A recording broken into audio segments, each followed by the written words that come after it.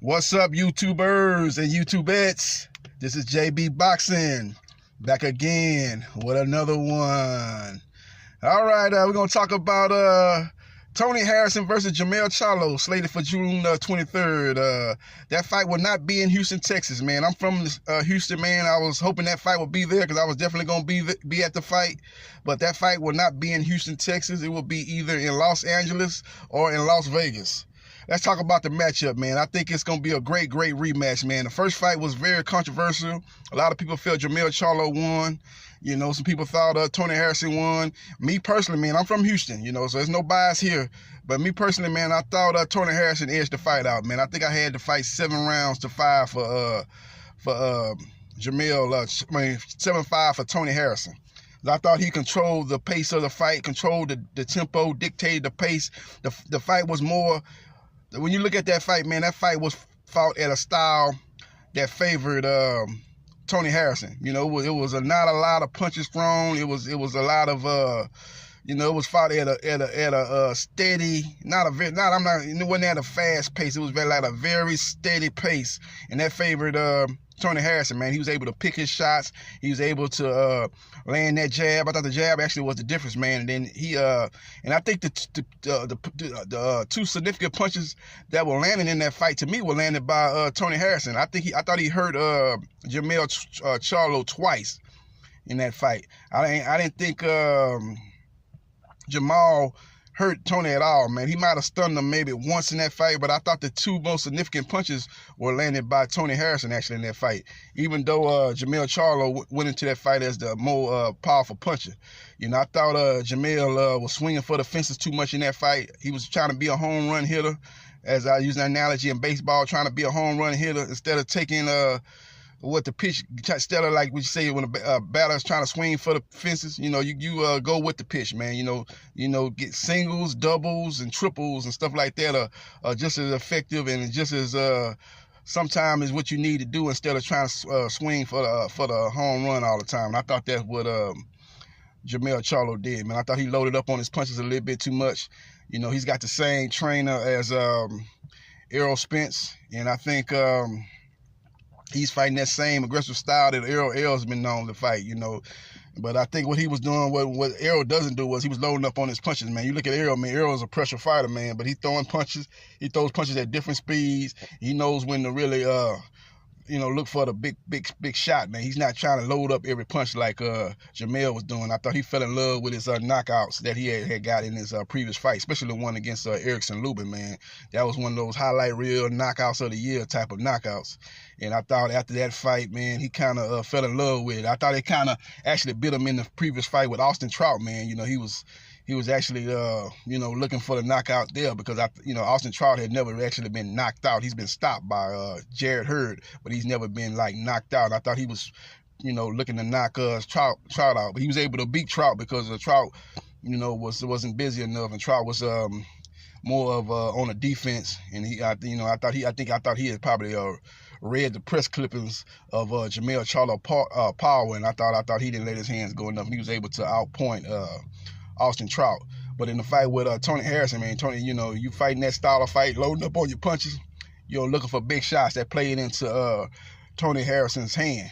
Now, in the rematch, I think he's going to have to go back to being a boxer that he was, before he was with the trainer that he is with right now. Him and Errol Spence, they both got the same trainer. Before he's with the trainer he was now, he was more of a boxer, and he was able to box and, use his jab, use combinations, and be a talented, sweet science style boxer. And I think he's got to get back to that. And then, you always mix in the aggression. You can have the aggression and have the boxing too. So where you can, if it comes down to a boxing match, you can compete with Tony Harrison on that level. And it comes down to being aggressive and maybe stalking and cutting the ring off and looking for your power shots. You're able to do that too. So it's going to be a real interesting rematch, man. It's really one of those true 50-50 fights. You hear a lot of people saying before the fight that, this is a 50-50 fight, like they tried to say with Errol Spence versus Michael Garcia. Oh, that's a 50-50 fight, which in actuality, it was an 80-20 fight. for error. Only chance you gave Mikey was, he's a very, he hadn't lost before, and he was a very good, technically sound boxer, but all the other attributes went to Errol Spence. So this here is a true 50-50 fight, man. I'm looking forward to it. As far as his twin brother Jamal Charlo, he will be fighting Adams, and he'll be fighting him in Houston. I'll be at that fight, man. I'm looking forward to it. They're just trying to finalize the venue. Maybe it'll be at Toyota Center, or I would think Toyota Center, where the Houston Rockets play will probably be the front runner, but we'll see exactly which venue they'll be fighting at. But JBsports will definitely be there at that fight, and I'll give you my analysts before and after that fight. So we're looking forward to that. Now we're gonna talk a little bit about Roy Jones, man. Roy Jones recently made comments about Amir Khan. There's been a lot of debate on did Amir Khan quit, or did he actually suffer an injury that he could no longer continue in the fight against Crawford. And Roy Jones basically said, man, you quit.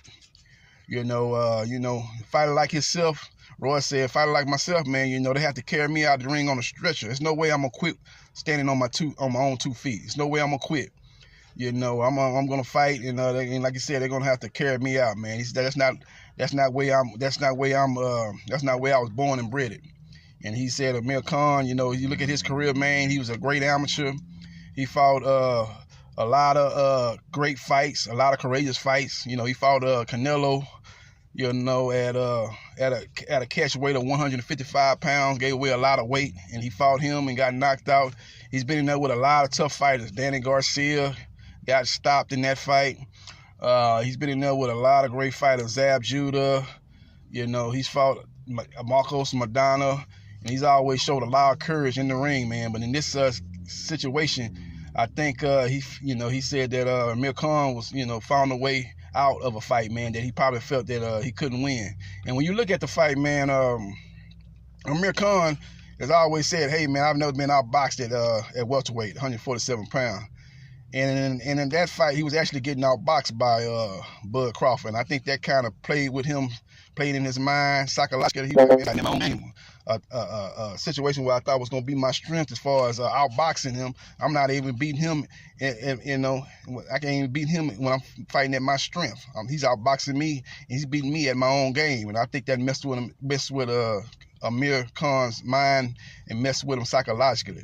And then when he got hurt in that first round, man, he was, that probably brought back a lot of demons too, man. When you suffer a brutal knockout like the one against Canelo, man, you can say, I'm gonna be back stronger than ever, but it's gonna have effect on you the rest of his career, man. He got brutally knocked out. That was like the knockout of the year in that fight against Canelo. So he probably had those demons probably came back, and then he was getting outboxed, and then he got hit with a low blow. And instead of taking the 5 minutes to try to recover and recuperate, he instantly his body language, and he told his trainer Virgil Hunter that he didn't want to continue the fight, so he quit in that fight. Roy Jones is absolutely right. The guy didn't want no more smoke with Crawford. He needs to go and own up and admit it. He's talking a lot of brave talk after the fight, saying he's got a lot of fight left in him. He's looking to fight the top names in the welterweight division, fighting a Manny Pacquiao or Keith one-time Thurman. He's talking real big, but he should have had that same confidence in the ring when he fought Terrence Crawford that he's displaying now that he's outside of the ring and the fight is over. He's trying to say he didn't quit, and he's trying to say he basically had an injury that he couldn't continue, but the man had 5 minutes to recuperate. And if you look at the punch was like more on the thigh. It wasn't straight on the cup. And Teddy Atlas made a great point about this on ESPN, man. He said, man, when they first implemented those cups into boxing, that they tested those cups, and they had somebody hit those cups with a baseball bat, or somebody was wearing that cup, a human being wearing that cup, and hit it with a baseball bat, and it didn't affect him. So so he didn't even get hit directly on that cup. He got hit on that thigh. Not to say when them guys do get hit low, it does hurt them. It does hurt them. You see a lot of guys get low blowed and they get hurt, and they in extreme pain, and they go to their they get the other fighter go to the neutral corner, and they give them 5 minutes to recuperate, and they'll get back in there and fight. But Amir Khan wasn't trying to hear nothing about 5 minutes of recuperation. He was looking for a way out, and he got it, and he quit. And that's what it is. You know, I hate to tell all you Amir fans that are looking for excuses saying, oh, that was a low blow, illegal blow. Yeah, he had 5 minutes to recuperate, man. He didn't take the 5 minutes. He immediately was ready to, he immediately told Virgil. Well, he didn't tell Virgil anything, but Virgil asked him, did he want to continue? He didn't say anything. So Virgil knew what that means. Basically, when you don't say nothing, that's basically saying you don't want no more. And he quit in the fight. So that's it. So it is what it is. I'm going to talk quick about Triple G, man. Triple G is fighting a guy named Steve Royce. Oh, Steve Rose, man. I've been watching some film on him, man. He's a very exciting fighter, man. He comes to fight, man. He brings it. He don't have the skill set that Triple G has. Many people don't understand that Triple G, he's a underrated boxer, man. And people think of him as like, oh, man, he's a power pressure fighter. Those, you know, looking for the knockout or seek and destroy type of guy. But he actually can box, man, as he showed in that second Canelo fight, man. He fought on the back foot, used the jab, you know, set the jab up, and the overhand right. He was throwing beautiful combinations and stuff like that. He did a good job of showing his versatility. And that actually wasn't the first time he showed that.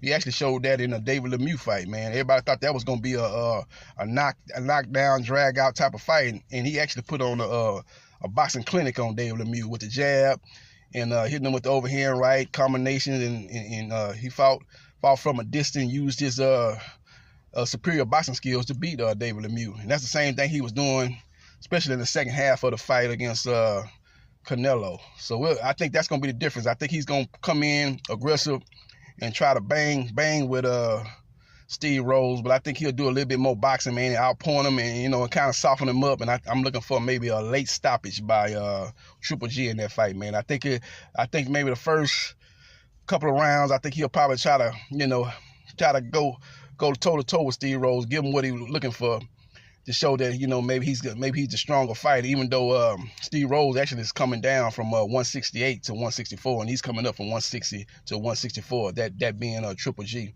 I think he'll try to come in and establish that he is a more powerful puncher. But I think as once he establishes that, man, I think he'll go to a little bit more of a boxing and box a little bit more, because I think he's looking at the big picture of fighting, doing a third fight with Canelo, and I think he knows he's going to need to be boxing more than probably trying to box for full 12 rounds in that fight when he fight Canelo, because Canelo showed that he was the more powerful puncher actually in that second fight. He landed the more powerful punches in that fight. So I think he's gonna be looking to maybe box a little bit more and fight off the back foot a little bit more and do that for 12 rounds and maybe try to get a decision on Canelo. So I think he'll be doing that with Steve Rose in their fight, to kind of sharpen up on his boxing skills, because I think he feels that he's gonna need that boxing style to box Canelo to have any chance to hopefully hopefully the judges will give him a decision that they didn't give him in the first two fights. So we'll see what happens. Man. But I think it's gonna be a good fun fight. A lot of people don't know the name, the guy Steve Rose, so they think it's a bum bash. But I've seen some highlights of this guy. This guy come to fight, man. It's gonna be a good fight while it lasts. I just think Triple G is a little bit more versatile, man. I think his skill level as a boxer will be the difference in the fight between him and Rose. I think that'll be the difference. So we'll see what happens, man. But anyway, man, I got to get on back to work, man. I plan on this being like maybe a 5-6 minute quick synopsis on what's going on in boxing as of right now. But it kind of went a little longer, but I got to get on back into work, man. This is JB Boxing, the man, the myth, the legend. I holla.